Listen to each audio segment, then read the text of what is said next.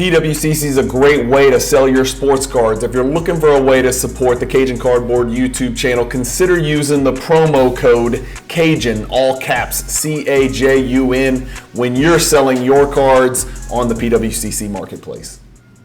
Hey guys, Brian with Cajun Cardboard coming at you from the great state of Louisiana with another mail day. It's mail day number 97. We've got a pretty cool little mix. We've got a bunch of Jordans. We've got some Jordan 10s. We've got some Jordan 8s. I've got a Kareem Abdul-Jabbar addition to the collection. There's more to that story, which we'll talk about. First card we're going to look at. And then I've got one soccer card for a set, which you guys have seen me pushing forward into about one per week because they're just damn tough to find. So let's get cranking without any delay. I'm going to switch you over to PWCC. PWCC is where I keep all my cards. I keep all my slab cards, all my sets, all my Jordans, all my high-end stuff, all my low-end stuff. I keep it in here, and I use the PWCC Vault almost like an inventory management system. Instead of me keeping my own spreadsheets, which I also do, I use PWCC to help organize. It's real easy to pick up cards and share pictures and things like that. If you're interested in learning more about PWCC, you're certainly welcome to message me. But if you're going to submit cards to use PWCC's Vault and they're selling auction platforms like I do, just make sure you use the promo code Cajun, C-A-J-U-N, all caps. Every time you do, you help support the channel with a little chunk of money coming out of PWCC's pocket and coming to support my channel so I can do bigger, better, badder, and more fantastic things for you guys. So let's get cranking. I've got a bunch of cards today. I think it was like 12 cards or something like that. So big mail day here. We're only doing one this weekend. You're going to be watching this the weekend before the National starts. So the National starts in 4 days from the time that this video will post. So exciting, maybe 5 days. This is the 2012. It's a Pop 2. As you can see up here highlighted on your screen, it's a Pop 2 card. This is that 2012, elusive 2012, first year Prism MVP Silver PSA 10 set. I'm looking for the set only in silver, only in PSA 10. That means there's Pop Zeros, that means there's Pop 1s, that means there's Pop 2s, and I've got one more coming in the mail. I picked up the Dave Cowens, which I was very excited about, Pop 1, I think. When that one comes in, I'll go into another shareable link and I'll show you how close I am on the set, which ones I have, which ones I'm missing, and we can kind of look at those. But I didn't want to bore you with that today. Picking up the Kareem is a huge step forward, and somebody who watches the channel that knew I collected it reached out to me and said, hey, I've got it. Do you want it? I said, yeah. Came to terms really quick on a quick, fair deal. So much appreciated for that seller. Nothing to see here. Little teeny tiny Ultra Effort. This is a subset card. I think it's a cool looking card. It's from the 1996 Ultra subset, the Ultra Effort Jordan, as you can see up there. Ultra is in script right across Effort, which is kind of grayed out in the background. There's actually two cards that I've got where it's all gray background and then Jordan's images superimposed in vibrant color on the front. The card that you're looking at right here, and then the last card that we'll look at today. So stay tuned on that. But this is a baby. You're talking about a $12, $15 card maybe. It's a subset card. It's a PSA 8. Nothing special. I didn't have it, and you guys know I collect little baby PSA 8s. If I think they look good and I think they're underpriced, I snatch them. This one's interesting. I was reached out to by the great Stan Bay, one of the biggest and baddest Jordan oddball collectors out there. This is not an oddball by his standards, but it is by mine. It's the 97 SPX Hard Court Hollow View. It's a PSA 8, which is right in my wheelhouse. You know how I am. I've got this one pulled up on PSA. I just want to show you the pop report. It's a really cool looking card. It is oval die cut on top and bottom. The sides are square and conventional, but the top is die cut, the bottom's die cut. Two images of Jordan's face and then Jordan shooting his patented fadeaway. But I've got it pulled up in PSA because I don't know much about the set. I just saw it. It was a good card. You know, it cost a few $100, so it's not a cheap card. It's not a high pop card either because you can see only 64 have ever been graded. There's only 9 PSA 10s out there. There's just not many of these cards floating around from 97 SPX Hardcourt. And happy to pick up the 8. I love the colors. I love the different textures, the different shades of red, and then the white at the bottom. I just think it's a really good looking card, and the SPX logo is really cool as well. And that is obviously on the slab. It's an older slab, so that's on the slab, not the card. So, but PSA 8 for that card. Pretty cool. I have also got, in my mail day, the next card here is another subset card. What did I do? Oh, I went back to list. Sorry.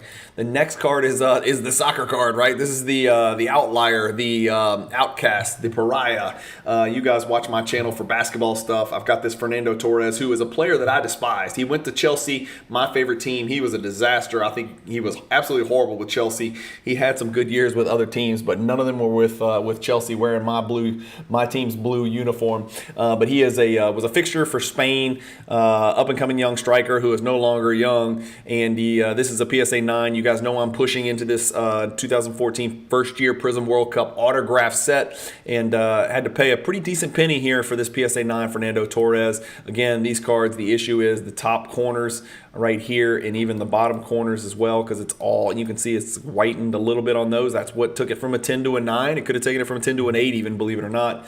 But those are the cards that are tough to grade.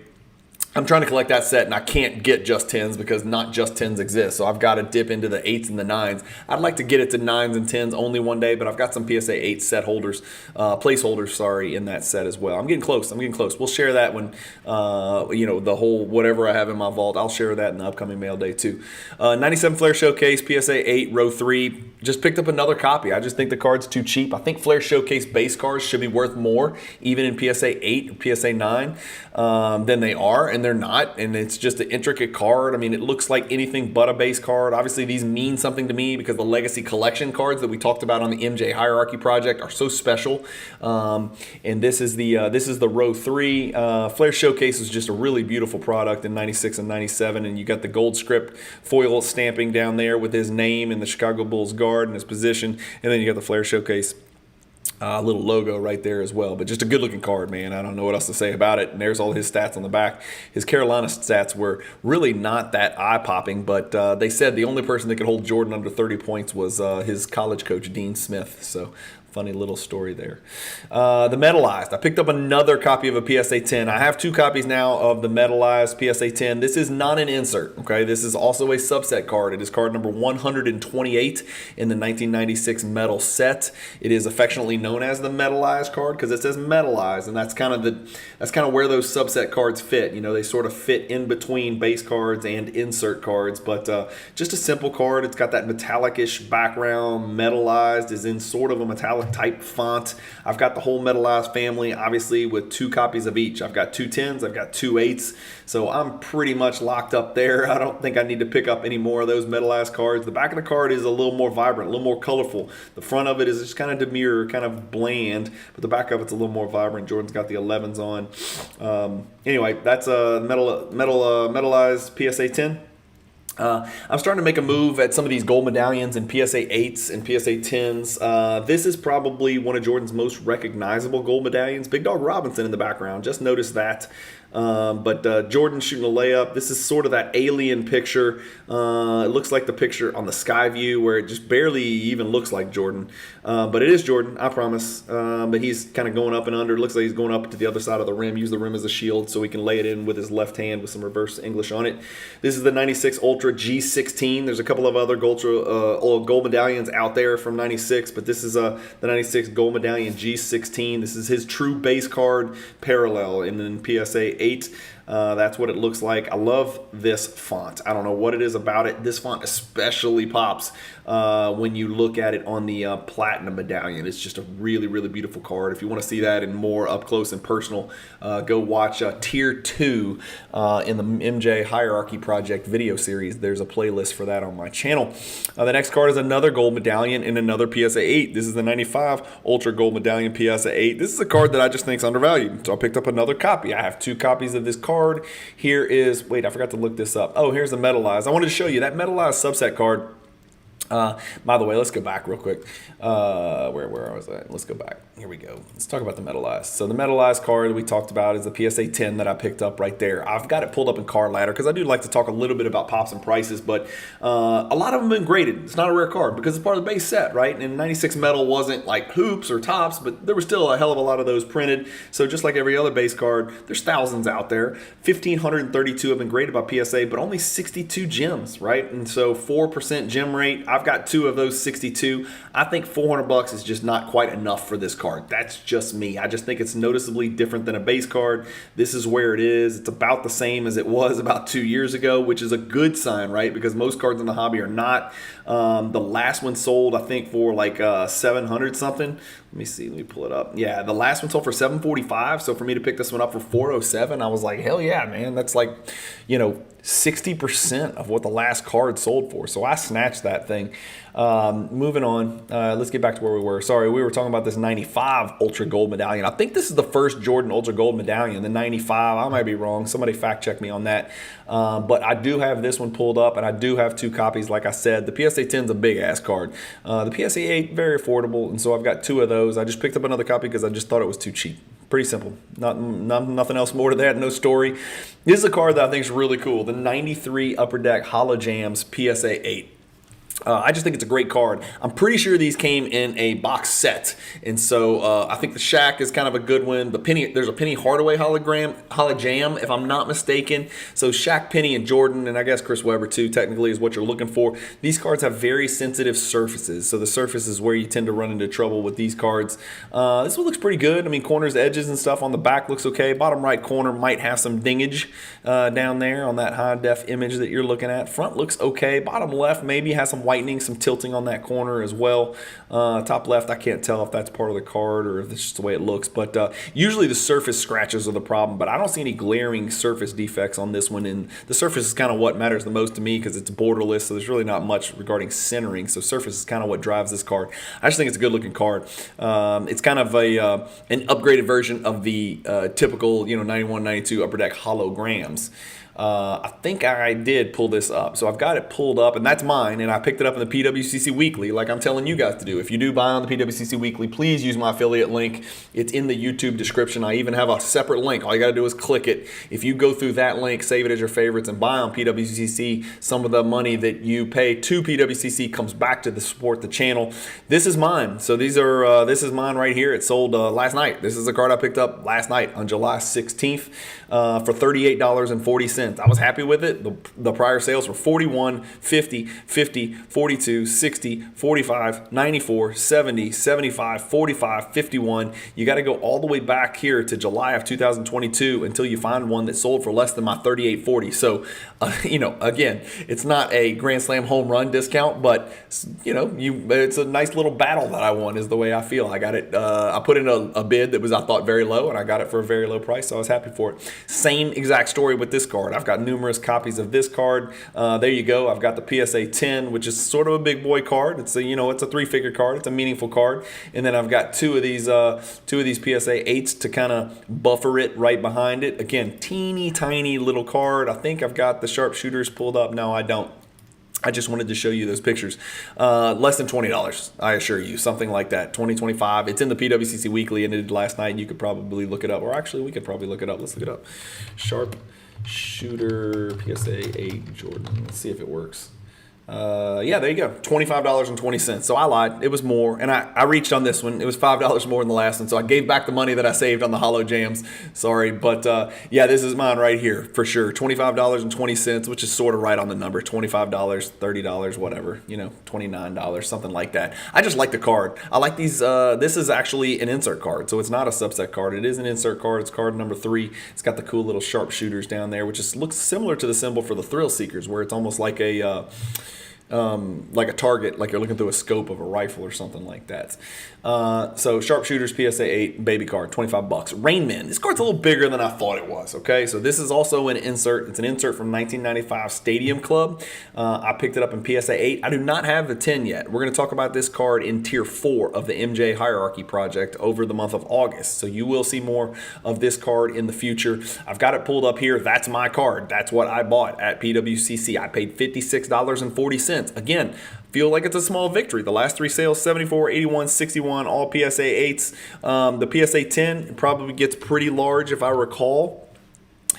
$1,200 is pretty large. So $1,200, $940 during crazy, bubble times. $2,730 seems even outrageous, especially for 2000. I think 2021 it would have been higher, but I don't think this card would sell for $1,200 if it hit the open market again. Yeah, Card Ladder says $800, but it's a cool card. I mean, it really is. It is an insert. It's an affordable insert, certainly in a PSA 8, as you saw, for $50. Even a PSA 9 is probably not going to cost you too much. So that is almost the last card. And then the last card, like I said, I had another card with gray background, black and white background with vibrant Jordan in the foreground. And this is it. You got Gary Trent Jr.'s dad, Gary Trent, the Shaq of the Mac on there. You got Isaiah J.R. Ryder there from the East Bay Funk Dunk.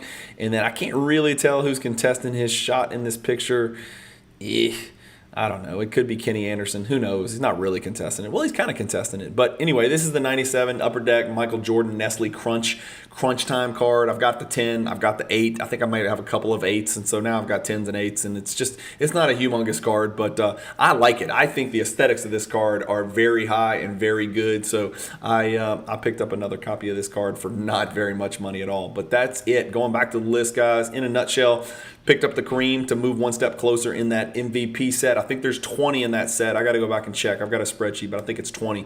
Baby Ultra PSA 8. Pretty decent card here. Hardcore Hollow Views. Not a card you see every day in PSA 8. And it's unique. It's different, right? The Fernando Torres. Hate the player, but got to have him for the set. There's only 9 of them. There's only 6 PSA 10s out there. So that's a placeholder until I find a 10. We've got some Jordan PSA 8s. The real big 10 would be the Metalized, which I think is a really good card. And again, I really like the price that I picked that one up at $400 and some change. The 2 gold medallion PSA 8s feel like picking up a PSA 10. It does, because the gold medallions were much tougher to pull than the base cards. And obviously the platinum medallions are way the hell up there on another stratosphere. But the gold medallions just feel, to me, especially in the low grades, the 10s, you're going to pay out your butt for those 10s. But the 8s, I feel like you can get those at a pretty good prices, as I showed you guys. So Ultra Gold Medallions, PSA 8s, I like those. I like where those are at right now. I like picking them up. The Holojams is just really different than 3 little baby 8s right there. That's it, guys. That's the end of the mail day number 97. Yikes, I buy too many cards. I have slowed down a lot lately because I've actually been working my butt off. So hopefully you guys are enjoying the content, enjoying the MJ Hierarchy Project. Every Friday we have Best of the Best, where I talk about 5 of my favorite Michael Jordan cards from an aesthetic perspective only, chronologically. I think we're on 1989 right now. That's what you'll have seen yesterday. So you'll see 1989 yesterday. You'll see this mail day the day after. And again, you may be watching these videos on days other than the days I released it. I forget that happens because I'm in Louisiana. So as always, thank you guys for watching. If this is the last time you hear from me, I hope you guys have a great time at the National. I will have videos running. Even though I'm at the National, I will have pre-recorded videos that are scheduled to release during the week of the National. So those of you who can't attend, you will have plenty of stuff to watch and plenty of content to watch. I do apologize. I may not be responding to comments and messages as promptly as I normally do, because I've got a lot. I've got a jam-packed schedule at the National, and I am absolutely amped up and excited about it. So I can't wait to get up there in Rosemont and do the deed and buy some Jordan cards and share some stories and meet some friends and shake hands and kiss babies. Thank you guys for watching. As always, keep collecting, stay positive in the hobby, and peace.